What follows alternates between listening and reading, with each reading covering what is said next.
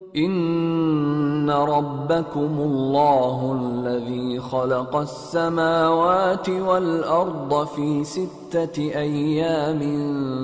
ثم استوى على العرش يغشي الليل النهار يطلبه حثيثا والشمس والقمر والنجوم مسخرات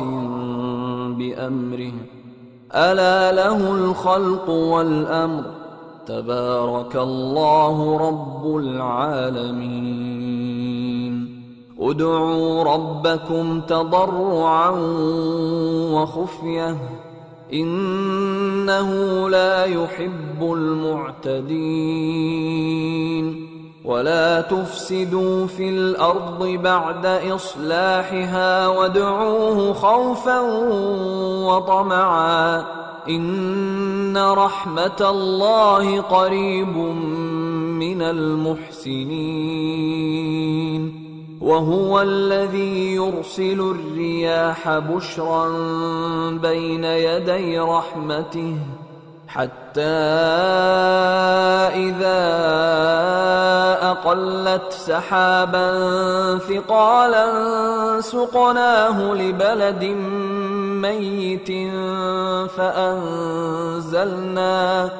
فأنزلنا به الماء فأخرجنا به من كل الثمرات كذلك نخرج الموتى لعلكم تذكرون والبلد الطيب يخرج نباته بإذن ربه والذي خبث لا يخرج إلا نكدا كذلك نصرف الآيات لقوم يشكرون۔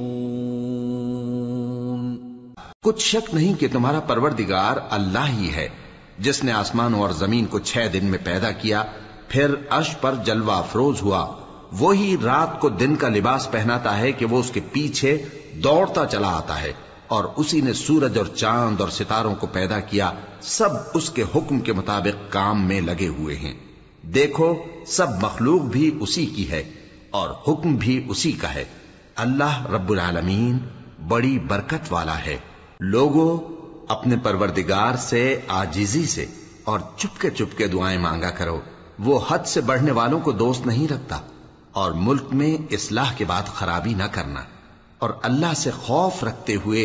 اور امید رکھ کر دعائیں مانگتے رہنا۔ کچھ شک نہیں کہ اللہ کی رحمت نیکی کرنے والوں سے قریب ہے، اور وہی تو ہے جو اپنی رحمت یعنی بارش سے پہلے ہواؤں کو خوشخبری بنا کر بھیجتا ہے، یہاں تک کہ جب وہ بھاری بھاری بادلوں کو اٹھا لاتی ہے تو ہم اس کو ایک مری ہوئی بستی کی طرف ہانک دیتے ہیں، پھر بادل سے بارش برساتے ہیں،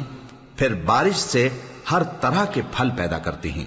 اسی طرح ہم مردوں کو زمین سے زندہ کر کے باہر نکالیں گے۔ یہ آیات اس لیے بیان کی جاتی ہیں تاکہ تم نصیحت حاصل کرو۔